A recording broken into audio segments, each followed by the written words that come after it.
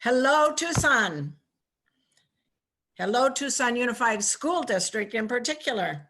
It's good to have us all gathered this afternoon, even though we're virtually gathered. My name is Joan Givens. I'm a member of the League of Women Voters of Greater Tucson and moderator of this debate. I also will tell you that I do not live in the Tucson Unified School District and therefore will not be voting in this for these candidates. But on behalf of the Greater League of Tucson, who is our sponsor, welcome everybody. Several points I'd like to share. The League has remained for 100 years a nonpartisan organization. We do not support, oppose, or endorse candidates or political parties in any way. But the League works tirelessly toward having registered, informed, and conscientious voters. FCC rules prohibit the recording of this event in any way by anyone but the League, and we ask candidates that you please silence your phones. So, what do we need to know about this race? You will be electing 3 of the candidates seated here. They will serve a 4-year term until 2025 on the TUSD 5-member governing school board. These are non-paying elected offices. The district educates about 45,000 students in 89 schools. And finally, we know that schools are at the heart of our communities and our futures. So each of our candidates has a 1.5-minute opening statements. And I've pointed out to them before that we have a timekeeper, Bets, in the blue in our gallery up there, who will keep us on track. And I use a grid that spreads the questions out without a boring back and forth motion. So candidates, 1 minute or less to answer the questions. And I'm sure you're going to realize you can say a whole lot in a minute. So please respect that time constraint. And then we'll have an exciting lightning round of questions, then closing statements. And audience, I ask that your questions be accessed through your Q&A buttons on your computers, and I will ask absolutely as many questions as I have time for. So within only an hour, our time together will move quickly, but thoughtfully. And my job as moderator is to facilitate an open, civil, respectful exchange of information. And with all public debates, all decisions of the moderator are final. So it's now my pleasure to briefly introduce our candidates and hear their opening statements. And because there are 6 candidates, I'll introduce each one right before their statements, and that way we'll remember exactly who we're hearing from. So let's begin in alphabetical order with Dr. RAVI GRIVOIS-SHAH. Dr. GRIVOIS-SHAH is a family physician focusing his career on serving marginalized communities. He's an associate professor at the U of A and a TUSD parent. And among other goals, he seeks healthy building infrastructures, healthy food in the schools, and improved teacher working conditions. Doctor, please. Well, thank you, Joan, and thank you, League of Women Voters, for hosting this forum during this historic week celebrating 100 years of women's suffrage. If the past few months has taught us anything, it's how important it is to pay attention to who we elect at all levels of government. I'm running so our school board is prepared to make sound decisions on the great number of important issues that will affect my family and the next generation of Tucson children. As a family physician on the front lines of our community's COVID response and a proud TUSD parent supporting my 3rd graders' virtual learning, I will help guide our district to make sound decision on its COVID response. And beyond that, I'll direct our district to make sound decisions using the best evidence out there to address issues from behavioral management to class sizes to arts, music, and PE in our schools. As a business leader in our community and with an LR MBA and a parent member of the TUSD audit committee these past 2 years, I will help our district make sound financial decisions. And as a community advocate who has fought to ensure health equity and access for patients from all backgrounds, I'll help our district navigate our desegregation order and reduce disparities based on race and zip code. Together, we will ensure healthy schools for a brighter future for all Tucson families. Thank you. Appreciate that. Next, we'll hear from Ms. Natalie Rose. Natalie is a communication and outreach manager at Arizona Center for Disability Law. She develops communication strategies for local nonprofits and government organizations. As a parent, she's been a member of the TUSD Parent Advisory Council and of the Children's Actions Alliance. Ms. Luna Rose, please. Hi, good afternoon, everybody. My name is Natalie Luna Rose. I'd like to thank the League of Women Voters for hosting this today. I know we're living in very interesting times, and appreciate them still wanting to do a debate so you can hear from the 6 candidates for the 3 seats that are open on the TUSD governing board. I am a Tucson native. I am a mom, I am a wife, and I am a TUSD graduate. I went to Bonillas, Ellisvale, and Rincon High School. And I'm here today because I am a concerned parent. But I also love public education. Public education is the great equalizer. It is the base of the foundation of our nation, whether we like to think it is or not. Without strong public schools, then we don't have strong communities. And anything that is done at the local level is fashioned on a national level. We have a great district. We have wonderful schools. We have great students. We have great teachers, teachers who work hard and have been put through the ringer, quite frankly.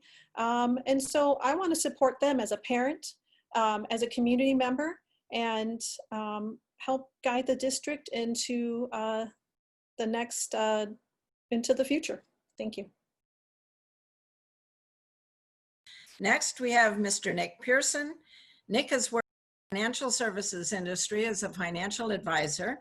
He dedicates time to helping build youth programs in the Tucson community. He has served on nonprofit boards for many years and is currently the VP of the Council 1805 of the League of United Latin American Citizens. Mr. Pearson, please. Thank you. My name is Nick Pearson, and I'm excited for the opportunity to run for the Tucson Unified School District Board of Directors. I was born in Nogales, Arizona, to parents of Mexican descent. Growing up with 5 siblings, we taught our mother English. And I was blessed by being raised on the Tohono O'odham and White Mountain Apache Indian reservations. And I also spent a lot of time on the Mexican border with family and friends. Marilyn, my wife, and I have raised 3 children who attended the University of Arizona and the traditional public schools. I am a veteran of the Army and have worked for my company as a financial advisor since 1977. I've been volunteering for community organizations for many years and currently am the co-chair of our Fox Theater Foundation Board of Directors, co-chair of the Fox Theater Youth Art and Culture Program, and also the KIT program. The KIT program, which we established partners with the school district to work with the district, the teachers and students to introduce them to more art and culture, and also to introduce them to the crown of the jewel of the downtown, the Fox Tucson Theater. At this stage in my life, I wish to serve the Tucson Unified School District to enhance the educational achievement, the scholastic achievement of our students. And this is the most important, one of the most important outcomes for our district. Thank you. Next, Mr. Adam Reagan. Adam has taught in the high school and community college levels. He's an activist with years of leadership in TUSD, serving on the Bond and Family Life Curriculum Committees. He's an advocate for increasing enrollment, reviewing the strategic plan, and renovating buildings in the district. Mr. Reagan, please. Thank you, Joan, and thank you to the League of Women Voters and the technicians that are working to bring this forum to you today. And thank you to the other candidates for being willing to share your vision for the district that we all love. You know, 2020 has been a hard year. This pandemic affects everyone, parents and kids, businesses, and yes, even schools. Our living rooms have become classrooms. This election is crucial, especially here in Tucson, because 3 of the candidates you meet today will take office in January, and the work must begin immediately. I am day 1 ready. I'm running because I bring a unique perspective, that of the current classroom teacher and union member, who's known as a public education advocate throughout the state of Arizona, with deep knowledge of TUSD and education policies and laws, and a history of working collaboratively to get the job done. You know, I know how board decisions impact the classroom because my students and we live it every single day. Make no mistake, this pandemic is the issue that will dominate for the foreseeable future, but the urgent cannot crowd out the important. Did you know that a child born today will graduate in the year 2038? So the work that we do now will impact their whole life well into the 21st century. I hope I can earn your vote today so that I can fight like a teacher for all students and educators, fight for our families because I was raised with working class values and we look out for one another, and to fight like a leader because the community is watching and our kids need us to do better always. Thank you. Thank you, Adam. Next, we'll hear from Ms. Sadie Shaw. Sadie is a parent in TUSD, a community organizer, and an artist emphasizing visual culture and creative and imaginative approaches to problem solving and management solutions. She seeks diversity, equity, and inclusivity, as well as expanding the ethnic studies and the JTED programs in the district. Ms. Shaw, please. Thank you, Joan, and thank you to the League of Women Voters. My name is Sadie Shaw, and I'm running for the TUSD Governing Board so that I can fight for equitable conditions in all TUSD schools and increase student achievement across the board. As a TUSD parent, artist, and art educator, I advocated to reinstate a full-time art teacher at my daughter's school. I soon learned that parents couldn't do much besides voice their grievances to the principal or higher administration. As a volunteer at Catalina High School, I saw firsthand that there are great inequities present within the district. Too many schools lack basic necessities like soap and toilet paper, not to mention classroom technology, textbooks, and supplies. It's not fair that the students have to endure these conditions. This pandemic has exacerbated all of the issues that TUSD has been sweeping under the rug for decades. Issues like lack of technology. The board promised parents that they would provide every student with a device, and there are still thousands of students who have no technology 2 weeks into the school year. We need new leadership, people like me who aren't afraid to go against the grain and hold the district accountable for the policies that they promise. My goal as a board member is to address these inequities so that all students, no matter what zip code they're born into, will have access to an education that will be the foundation of their success. Thank you. Next, Ms. Cindy Winston. Cindy is an educator, and I'm not sure whether I had muted myself in time. This is for Cindy Winston. Cindy is an educator with 28 years of teaching science. She seeks greater financial accountability, community partnerships, teacher recruitment and retention, and improvements of buildings, and advocating for the heroes who are our teachers and educational leaders in the district. Ms. Winston, please. Good afternoon. My name is Cindy Winston, and I'm running for TUSD Governing Board. The reason why I'm running is to pay it forward. I am the adult daughter of a bitter and tragic divorce, but I am not a bitter and tragic adult. The main reason for that being, when I was 21 years old, and my mother, God rest her soul, made the decision to walk out the back door of my childhood home and end her life with a .22 rifle. The first person that I called was my public high school US history teacher. Her name was Nancy Milligan. Without Nancy Milligan, there is no Cindy Winston science teacher. I have taught science for 28 years. I've taught in 4 districts. I've taught in 4 different states, 6 different schools. I've taught grades K through 12. I've taught in both district and charter settings. In fact, the last 5 years, I've been an actual teacher in TUSD. So I truly know the struggle. I taught at a place called Catalina Online Learning Experience, and I taught online. I'm excited to be here today to share my vision of what I think TUSD can and should be. Again, my name is Cindy Winston, and I'm running for TUSD Governing Board. So now it's time for our questions. I'm muted again, I guess. Okay, now it's time for our questions. We ask the audience to use the Q&A button on your computer. And as I said before, I'll ask as many as I can. So, I can't tell whether I'm muted or unmuted, but I'm going to ask a question anyway, and we'll see if you can hear it.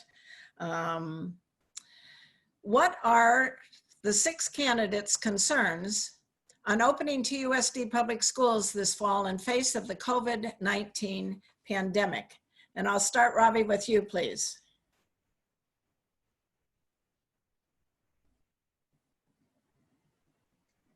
Well, thank you, Joan. As a parent of 3 young children, and especially a socially butterfly 8-year-old daughter, I've seen the negative impact that social distancing has had on my own family, and I so want my daughter back in school. And as a family physician, I've also seen the immense impact COVID has had on our Tucson community. Our district, TUSD, is doing the right thing in emphasizing virtual learning. We recently closed the TUSD school due to COVID, Tolson, and we see high schools in Georgia and universities like Notre Dame and UNC Chapel Hill closed in the last week or 2. But our district could do better and needs to step up in both preparation and communication.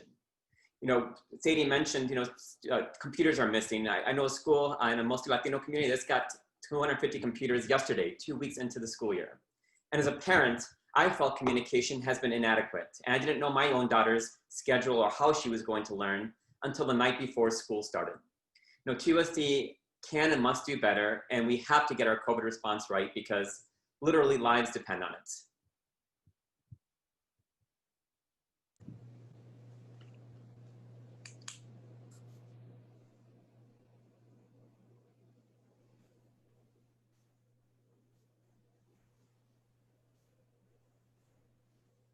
Natalie?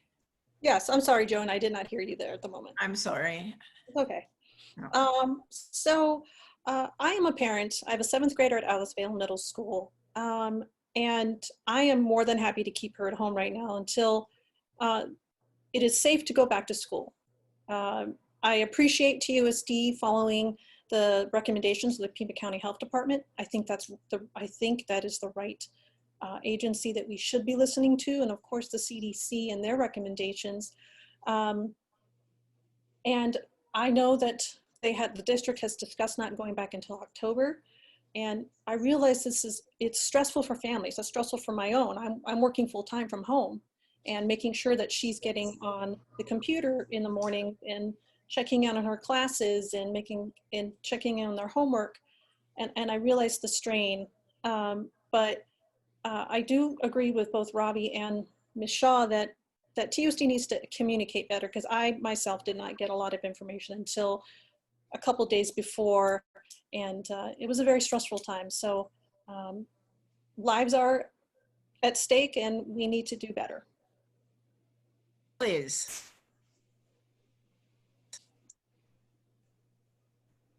Nick? Yes, ma'am. You're up. Okay, well, thank you for the question. This is a very difficult question. I want the schools to open up safely.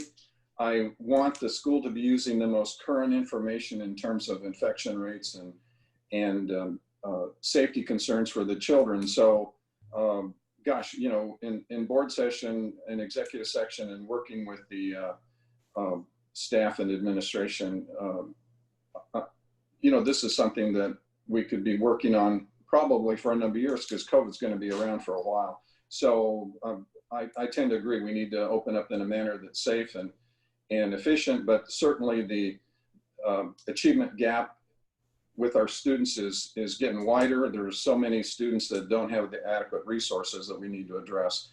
And we need to work closely to provide better communication with the parents and find out how we can help them and help their students. So it's a tough question. But thank you, Nick, for answering it. Adam, please. Yes, thank you, Joan. So you're talking to a teacher right now who has another 6 hours of virtual lesson planning to get into after the forum today, and then more planning tomorrow. There is nobody who wants to be back with his students more than I do right now, but I'm not willing to compromise student or staff safety to get back until it is safe to reopen. So I will continue to fight for that, because I know what it means right now to be teaching in this environment and to make sure that my kids and my colleagues are protected and safe.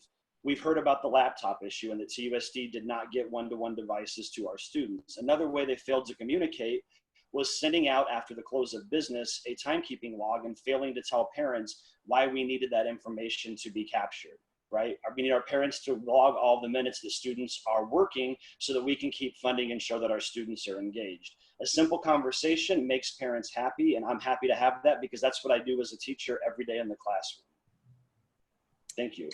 Thank you, Adam. Sadie, please. Thank you, Joan. You know, let's be honest about this. There are students who are in school right now, and my daughter is actually eligible to be in person class because she's qualifies for the McKinney-Vento program. You know, and as we see at Tolson, there's already cases of COVID going around TUSD schools. And what really concerns me is that TUSD doesn't have enough nurses to even populate each school site. We have 33 nurses for 86 schools. Okay, and these nurses haven't really been provided with any COVID training. At the last board meeting, TUSD board members and the Pima Health Department discussed developing a COVID-19 training for them, but we can see that it hasn't been implemented yet. So I think we really need to, you know, get down to the brass tacks and start to develop these things. It should have been done months ago, and students are at risk, and I worry about the future of TUSD students who are the most at risk. Thank you. Thank you, Sadie. Cindy, please. Cindy, please. My apologies. That's As a okay. science teacher, I certainly want to acknowledge the health department and CDC. It's very frustrating to me when this becomes a political issue. When I watched Fauci on national news, it was very clear with his body language. He says, you know, not until numbers do this should we even consider opening schools again. As a teacher in TUSD itself and having taught online, I'm kind of curious as to why at the middle school and high school level, TUSD did not really promote the idea of Catalina online learning experience, because when I watched the town hall on the 20th, a lot of parents were complaining about the fact, hey man, my elementary school kid, my middle school kid has been on since 8:30 in the morning until 3 o'clock. And I gotta tell you, as an adult, I don't even wanna be on the computer that long. Okay, that's cruel and unusual punishment. So I think one way to maybe adjust this would be to definitely have, you know, elementary folks reconsider that schedule. And then if we could possibly get them into Apex or Cole at the middle school and high school level, then they decide when they go online and when they take a break. Thank you, Cindy. Okay, thanks. Next question. Do you think the district has truly done all that it can do to segregate the schools and comply with the unitary status plan? And what will happen once there is no more court oversight? And we'll start, Nick, with you, please.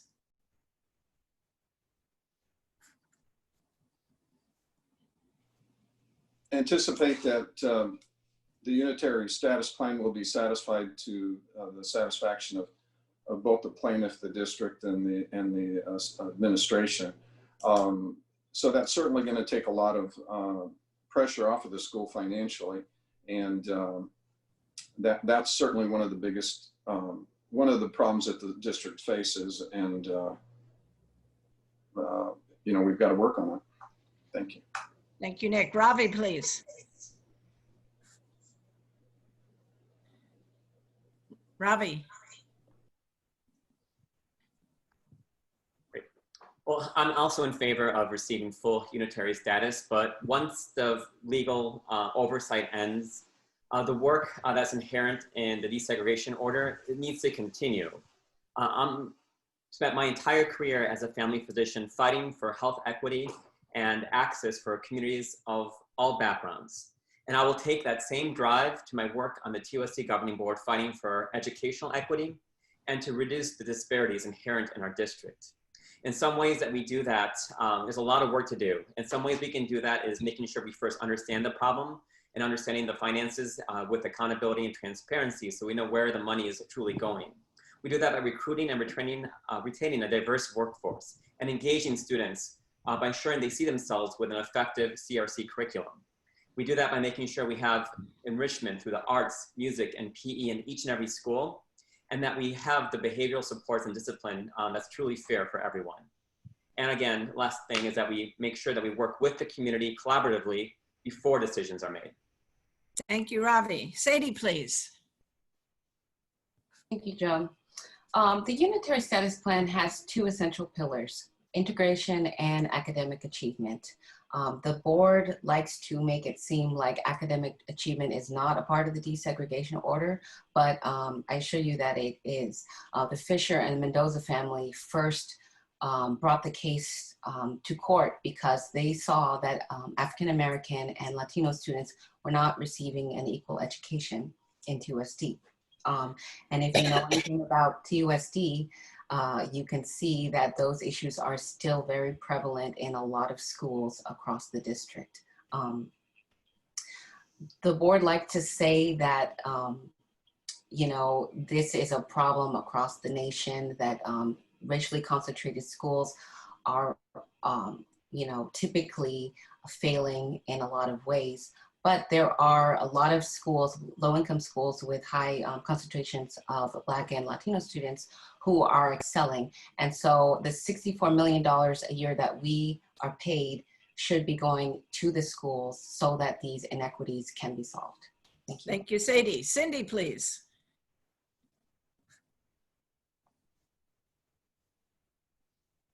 Nebbit, sorry.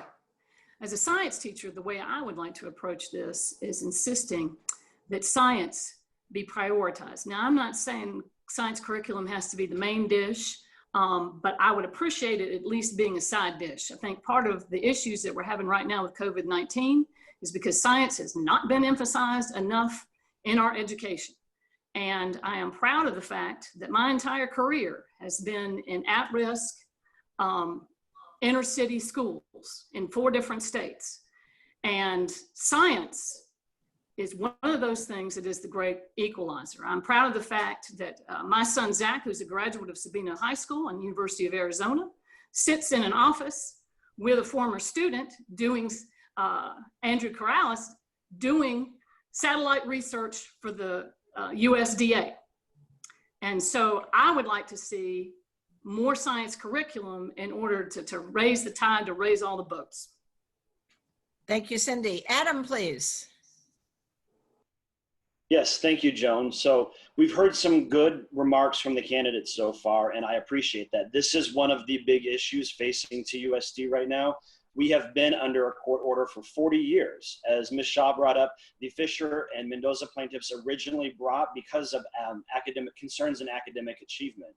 What I hope when we achieve unitary status is that we've actually arrived at a moment in time where it's possible to achieve unitary status and have the conversations of how do we keep this going.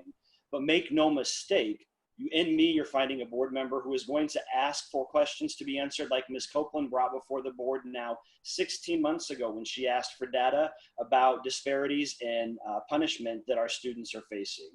When I get on the board in January, that's going to be one of the first things that I ask for, and that I will continue to work at not only achieving unitary status, but in maintaining unitary status. Because in this day and age, it is unthinkable that any child across Tucson doesn't receive the best education that this district can provide. Thank you. Thank you, Adam. Natalie, please. Yes. So I support TUSD's commitment to integration, diversity, and racial and social equity. And I do believe the unitary status plan has been doing that, and I support full unitary status. What is critical, though, which has been mentioned by the other candidates, is that we need to make sure that the district, once this status gets fulfilled, that the work that they've done is not lost, and that our community elect a school board that share the values in this work. And when the federal oversight ends, that the local oversight keeps the district leadership committed and focused on the goals of integration, academic achievement, and fair discipline policies for students of color. Thank you, Natalie. We'll go to another question, please, candidates. Proposition 210, the Invest in Ed ballot initiative, has recently been put on the ballot by an Arizona Supreme Court ruling. Where do you stand relative to this citizen initiative? And Sadie, we'll start with you, please. Thank you, Joan.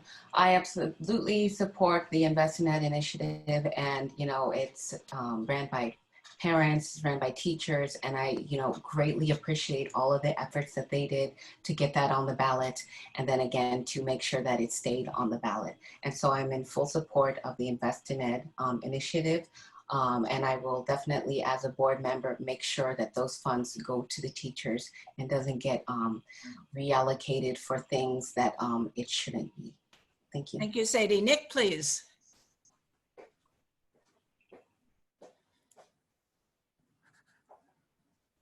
The Invest in Ed 210 proposition has the potential to cut both ways because, you can have taxpayers that actually move out of the area.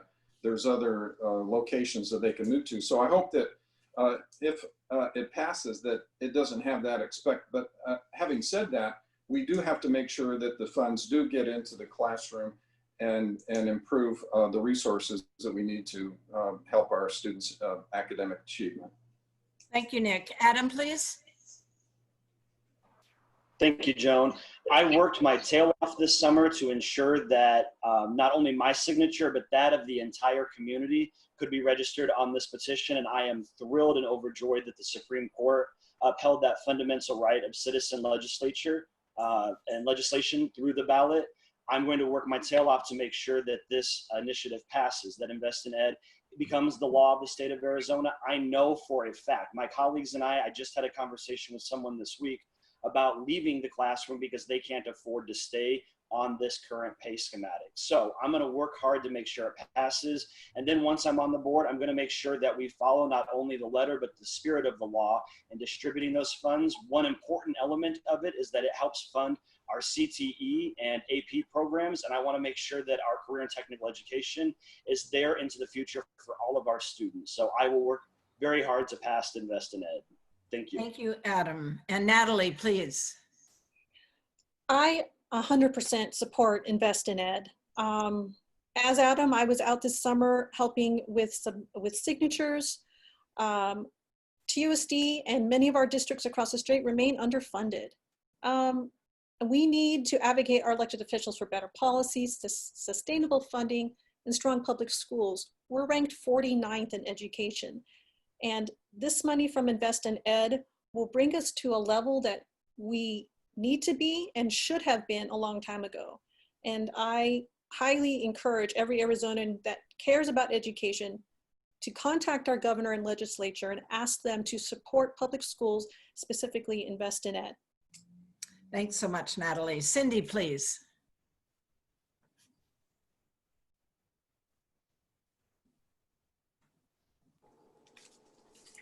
I am very excited that this initiative passed because I also signed it and helped to collect signatures. But the question is always going to be at the state level, well, how exactly are you going to pay for that, right?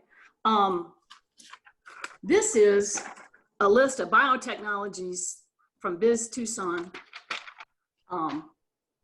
in our city.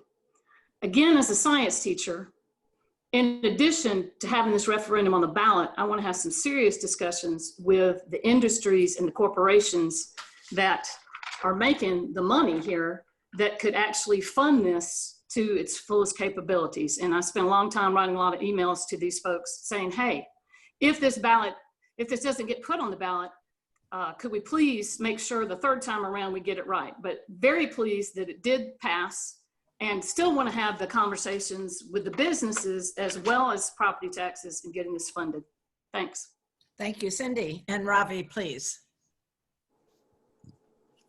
Thank you, Joan. And I actually think it's Proposition 208, so forgive me if I'm wrong, but our budget is daunting. We have a $500 million budget. That's $500 million. And I fully support Invest in Ed. I collected signatures for it as well. But as a parent member of the TUSD Audit Committee, I've gone through line by line through our budget and finances month after month for 2 years with accountants on the committee, as well as our finance director, Renee Weatherless. We need to change how we do our financial system. It meets regulatory requirements, but doesn't meet the needs of our district. We need financial information that is accessible, understandable, and usable for the governing board to make important decisions and for the public to hold us accountable. We need to be able to answer detailed financial questions about our district in just a few clicks. And we need a governing board with members like myself who have sound financial acumen, who can ask the tough questions, understand what's presented in front of them, and make sure we use the invested money properly when it comes to us next year. Thank you, Ravi. And if I could ask the powers behind the screen to verify or clarify, is it 210 or 208 proposition? Okay, well, I'll let you know as soon as I get an answer from them. In the meantime, on to the next question. Knowing we have a drastic teacher shortage, what would you do to recruit and retain certified teachers? And we'll begin, please, with Adam.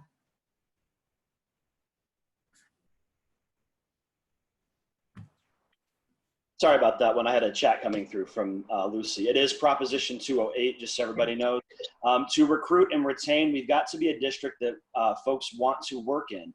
As a teacher, we have choices right now in which district we choose to work for, and the things that we can do that are in our control, we need to make sure are in our control.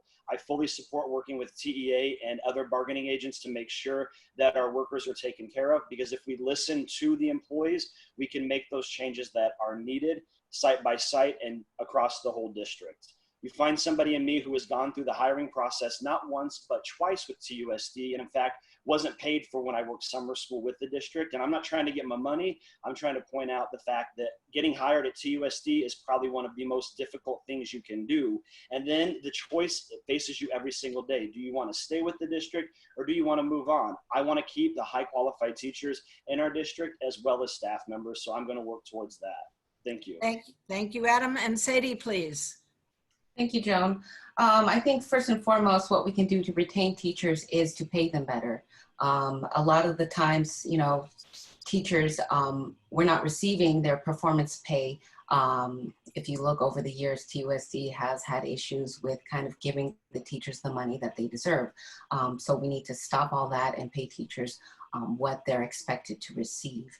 Also, I know a lot of like first year teachers kind of get burnt out. And so I feel like we need to kind of provide them with more professional development for a few years in those critical times when they might not feel so confident in the classroom. And then, you know, we need to make sure that some long-term subs, that we make them full-time teachers and also provide them with that professional development that will keep them in the district. Thank you. Thank you so much, Sadie. And Cindy, please, if you would.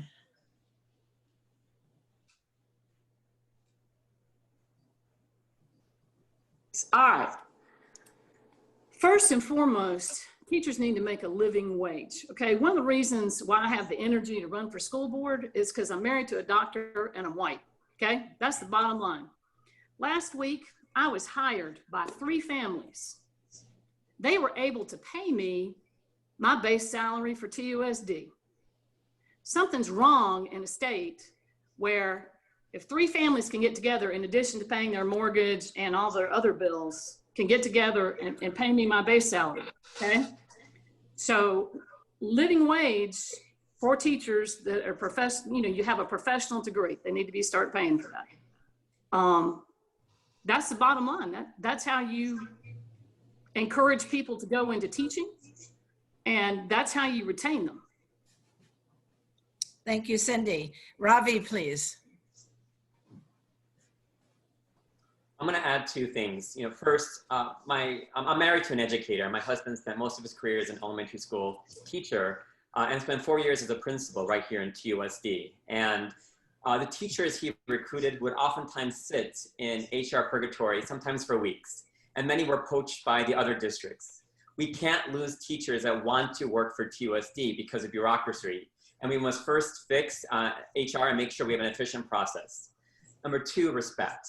You know, before COVID, I was able to visit over a dozen schools around TUSD. And what I heard from teachers and staff is that they really needed our district to respect them for the professionals they are. And we do this by ensuring that professional development time is actually useful and develops our teachers professionally, that they have buy-in into their evaluation process and that is fair and transparent, and that they have autonomy in their classrooms. If we can accomplish all these things, we'll succeed in recruiting and retaining the best and brightest in TUSD. Thank you so much, Ravi. Natalie, please.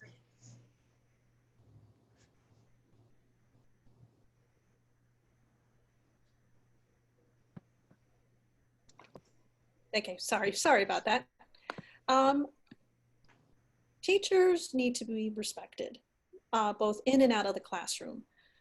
They work hard, they spend countless hours working at home, especially now, and I think that reflects on their pay. They definitely need a pay raise, like many of the other candidates have mentioned. We can see a lot of that once we get the passage of Invest in Ed and seeing how much money will be allocated to those students, or to those teachers, excuse me. And I also want to, I would love to change the public perception. I'm not sure how the perception came that teachers are lazy and they're this and they're that. They're not. They're the hardest working people I know. I respect them. I had thought about becoming a teacher, but I wasn't sure if I was going to be a good teacher.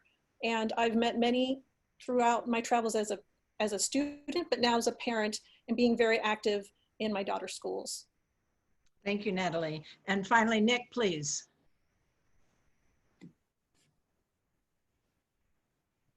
Thank you for that question. At the heart of what we're talking about are a number of factors, and pay, of course, is one of them. But I think what we need to do is we need to create a healthy environment in the schools where the residents in the community want to send their children to the school district. And I think student discipline is an important part of that. And also focusing on resources in the classroom. That is very, very important. I want to be sure that the teachers have adequate resources. There are other peer group school districts in the state that put more money into the classroom than this district does. So it's very important that we do that. And we're not going to succeed in retaining teachers, reducing the turnover, and attracting teachers until we address the question of the environment. If there's a healthy environment in the schools, if there's a respect not only from the administration for the teachers, but also for the students to the teachers, that has to be improved. And at the same time, we have to get more parental participation, because in many of the schools, you don't have parental participation. And that's one of the things that we can work on to get the community participation, to get the parental participation, so that we create a better environment in the schools, and that the teachers have the support. We need to end. Nick, your time is up, I'm afraid. So, and I need to go to the question that is, what are your priorities for the district budget? And Cindy, we'll begin with you, please.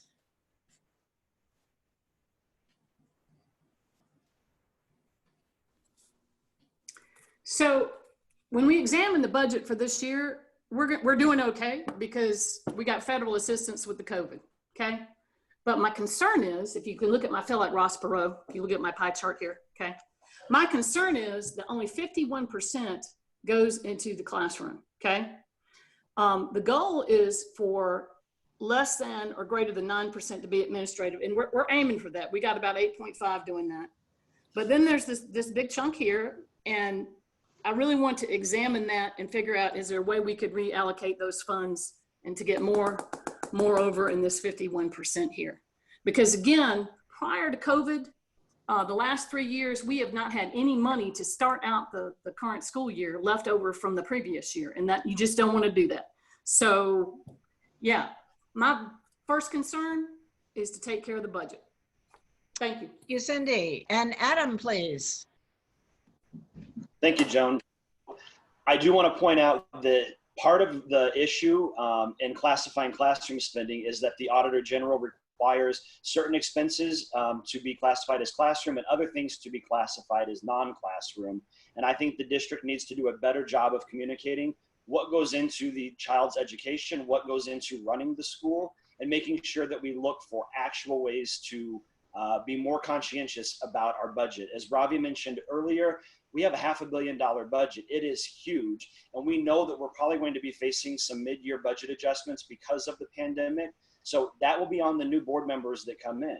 And you need somebody who has classroom experience and ability to question and interrogate the budget in front of them and not be afraid to ask the hard questions, while also prioritizing that every dollar that we spend needs to have at least one benefit to our students, or we have to learn how to reallocate that. And I'm just going to throw in before my time runs out that we are approaching $500 million in capital expense, and we have got to look at that because our buildings are falling apart and we need the state to fund capital expenses for this district. Thank you. Thank you, Adam. Natalie, please. Natalie. Yes. So we need a level of transparency to know where that $500 million is being allocated and what resources are needed and not needed to maintain a successful outcome for the students and teachers of our district. The public needs to know how TUSD spends the money. The board is charged with the oversight of this budget. I would like to see a more accessible way for the public and governing board to understand the data and make the budget less intimidating. But we also have to reach out once again to our elected officials up at the state legislature. We have crumbling schools. And we don't frankly get enough of the funding, but once we can piece that together, we need a board that can work together to really push TUSD into a transparency that the public can feel that their student is receiving the best education possible. Thank you, Natalie. Nick, please. Thank you for the question. The real challenge we face is the historic deficits that have been existing in the school district. Right now, we're being backstopped by the CARES Act.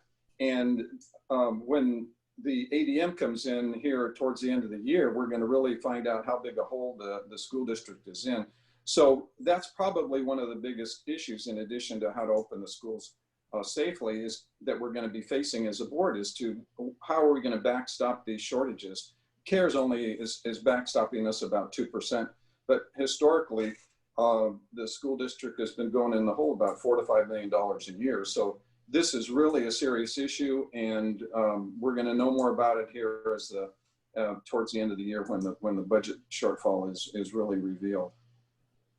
Thank you, Nick. Ravi, please. My first priority will be to work with Renee Weatherless and our finance team to make sure our budget on finances is transparent, accountable, and usable so that we can actually make some sound decisions for our district. And there are certain things that I'm definitely going to prioritize as a member of the governing board. One is to make sure we have arts, music, and physical education in all of our schools. As someone who's a STEM person, I've seen the research. It drives academic achievement across the board, have access to those programs, and it really drives inequities in our district not to have that in every school.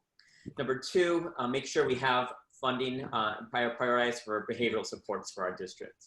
As a family physician, I see in my own practice how hard it is to get behavioral health services for my patients who need them, especially if they're kids with Medicaid or without insurance. It's not fair, but that burden falls on TUSD because those problems manifest during the school day. And if we don't put in the resources for the proper behavioral management with social workers and behavioral supports, we're not going to have the students ready to learn, and that's our priority. Thank you, Ravi. Finally, Sadie, please. Well, I absolutely agree with Dr. Ravi. We need to make sure that we fund the classroom environment more so than other things. At this point, you know, we're spending more money on irrigating the grass of different school sites than we are spending on media and library books, and that's just unacceptable. Like Ravi said, the arts programs have been cut through the district. My daughter's school doesn't have an art class. They also don't have a PE class. This is crazy for an elementary school to not have these things. And so we need to make sure that we really look at the budget, that we eliminate things that don't frankly matter to student success. With $500 million budget, I don't accept the fact that these things can't be made accessible to all students in the district. We have to look at the budget and cut out things that don't matter to the students. Thank you. And thank you, Sadie. And audience and candidates, that's all the time we have for the long questions. I'm going to go into a lightning round here of questions. Each candidate will have no more than 10 seconds to answer the questions. You're going to answer a question in 10 seconds if you know what you're talking about. So let's see what they can do with this. Number one lightning round. Do you believe teachers should have a gun in the classroom? And we'll start, Natalie, please. Absolutely not. Cindy, please. I did not hear the, can you repeat the question? The question is, do you believe teachers should have a gun in the classroom? Absolutely not. Ravi, please. Ravi. Unless we have a lot of bear attacks coming up, absolutely not. Okay, Sadie, please. Absolutely not. Nick No, not at this time. and Adam. Absolutely not ever, no way, no how. Okay, number two lightning round. How much time can you devote to being a board member? And we'll start with Ravi, please. You know, the role of the governing board isn't to micromanage, and that's not going to be my goal on the governing board. I'm going to be there to support our superintendent and make sure we have effective board policies. Natalie? As much time as possibly needed to support our superintendent and our district. Nick? The board requires a lot of time, and I'm going to be prepared for the board meetings. And in the past, a lot of the board members have not properly prepared for the meeting. So that's important. Adam? I'm a teacher. I show up prepared, do my homework, and I will spend as much time as it takes to get the job done without stepping into the day-to-day operations of the district, because that is not the job of a governing board member. Sadie? I'm unemployed, so I got lots of time on my hands. My last day with TUSD was July 31st. But Okay. with that said, Adelita Grajava was very gracious with me and had breakfast. And she said, Cindy, when you decide to do this, it's going to be at least 20 hours a week. So I'm going to be very specific. Cindy, that's it. Cindy, okay. And next question. Have you read the latest? Oh, I didn't answer that one. Oh, I'm sorry. Who didn't? Sorry. Adam. How did Yeah, they I am prepared to be a full-time board member. So yeah, 100%. I will be there 20 plus hours a week to make sure the district is steered in the right direction. Thank you. Thank you, Sadie. And I'm so sorry about that. I'm getting caught up in my lightning round here. Next question, 10 seconds or less. Have you read the latest TUSD budget? Nick? Yes, I've been going through it, and the structural deficit is there again, and we're in trouble there. So. Okay, Ravi? As a parent member of the TUSD Audit Committee, I look at the budget on a monthly basis with our group of auditors, as well as our financial leadership. Sadie? I have read it. I'll tell you one thing, that there have been a lot of bonuses passed out to the higher administrations lately that I'm greatly concerned about. Okay, Cindy? Yes, not only have I read the budget, which is right here, I have read the audit report too. Okay, Adam? Yes, I've read the budget, the audit reports, and I keep myself current on the budget. Thank you. And Natalie, please. Yes, I have read the budget and I keep myself current on what's going on with the administration. Okay, that's all the time we have, but I like this. This was informative and fun, and thank you to everyone. We know that now that, well, we should, as the audience, know what's on the minds of the voters, and we know more about how our candidates would like to tackle those problems. So now let's move into our closing statements as we could, if we could. Candidates, this is what I'm going to ask you to do in your closing statements. Sum up your platform, reemphasize your points, clarify any positions you might need to still leave us with. And of course, if you could do that in 1 minute or less, it would be great. And I'm going to start Ms. Winston and in reverse order from our opening. So Cindy, if you would please. Well, I don't know about you, but during COVID-19, I've been watching a lot of TV. And a couple of shows I've been watching are The Last Dance, about a 5-member team, and Space Force with Steve Carell, about a 5-member team. And what I want to emphasize is, as voters, you're going to be selecting 3 members of that 5-member team. And You already got 2 folks on there that are part of the Democratic Party PAC, Adelita and Layla. That's great.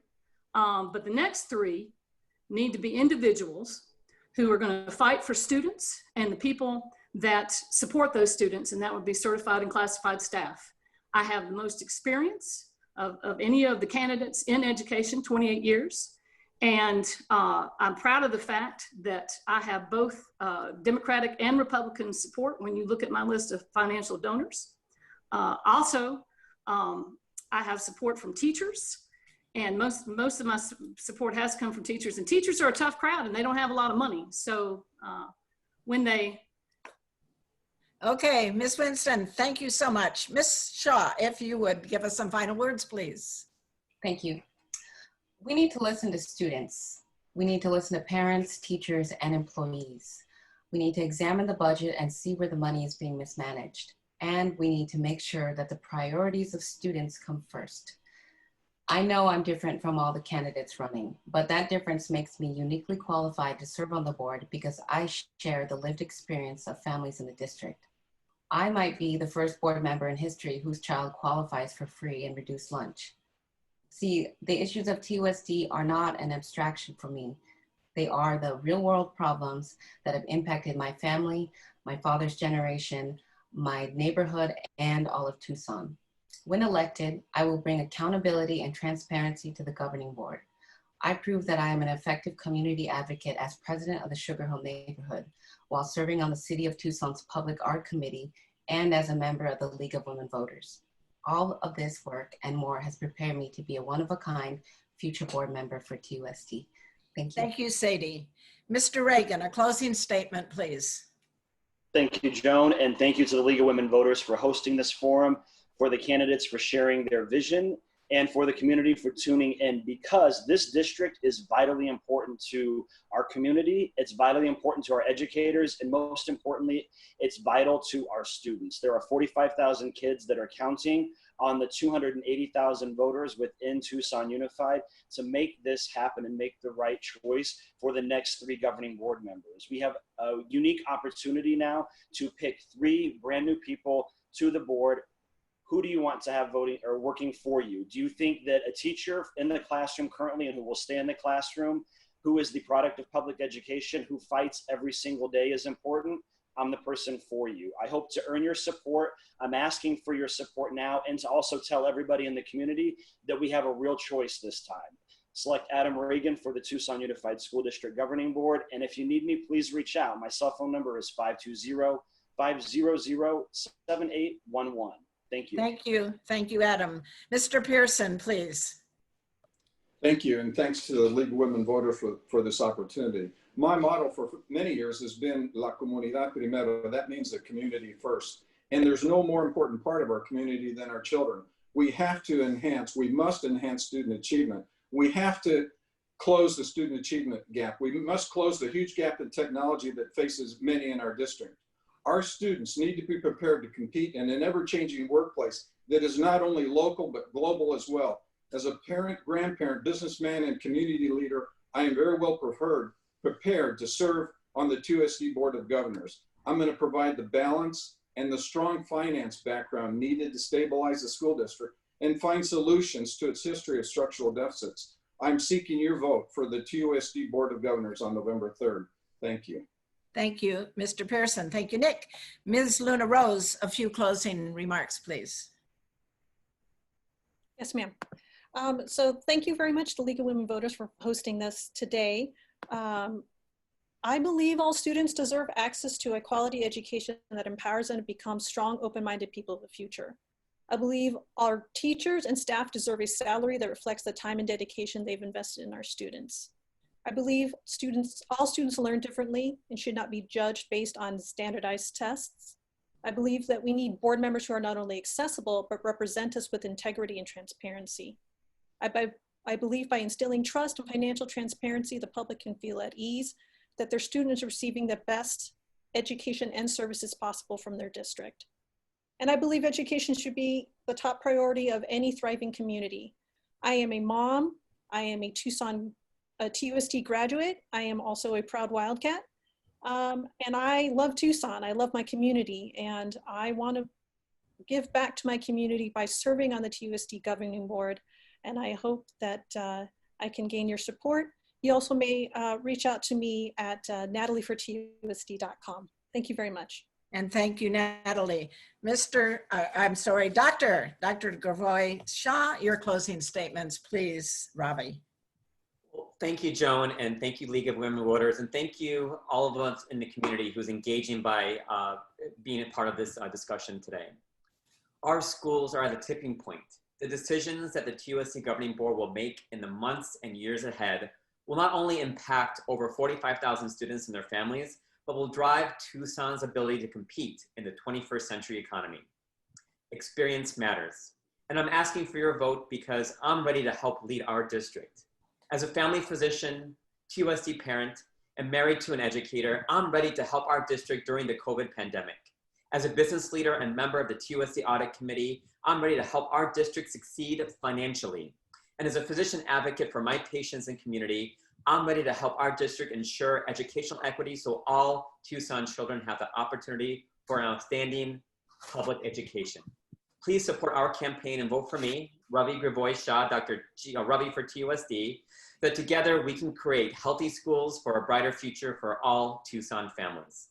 And thank you, Ravi. And thank you, everybody, for coming this afternoon and meeting our TUSD candidates. Wow, what choices you have to make here.